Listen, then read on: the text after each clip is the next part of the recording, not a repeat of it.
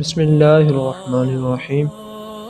عن أبي مسعود الأنصاري رضي الله عنه قال جاء رجل إلى النبي صلى الله عليه وسلم فقال إنه أبدع بي فأحملني، فقال ما عندي، فقال رجل يا رسول الله صلى الله عليه وسلم أنا أدله على من يحمله، فقال رسول الله صلى الله عليه وسلم من دل على خیر فلہ مثل اجر فاعلہ۔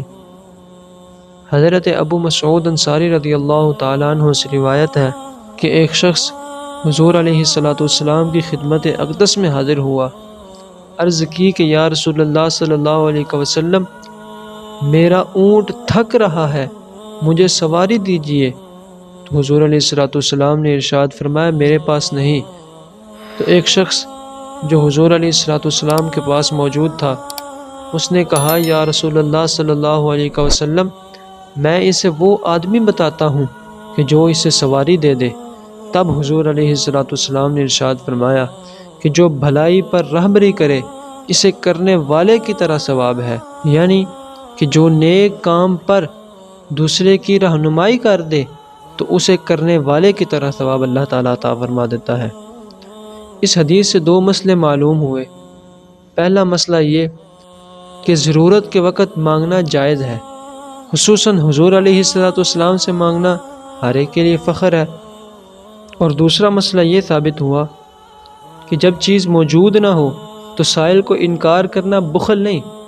حضور علیہ السلام تو خلق الہی میں بڑے سخی اور داتا ہیں، لیکن اس وقت منع فرمانا اظہار مسئلہ کے لیے ہے کہ قرض لے کر سخاوت نہ کرو، اگر تمہارے پاس موجود نہیں سائل کو منع کر دو، لیکن قرض لے کر سخاوت کرنا یہ ٹھیک نہیں۔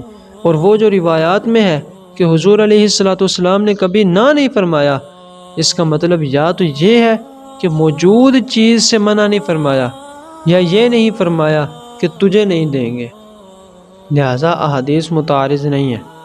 اور حضور علیہ السلام کا اس شخص کو فرمانا کہ جو بھلائی پر رہبری کرے اسے کرنے والے کی طرح ثواب ہے، اس کا مطلب یہ ہے کہ نیکی کرنے والا، کرانے والا، بتانے والا، مشورہ دینے والا سب ثواب کے مستحق ہیں، لہٰذا تمہیں بھی ثواب ملے گا۔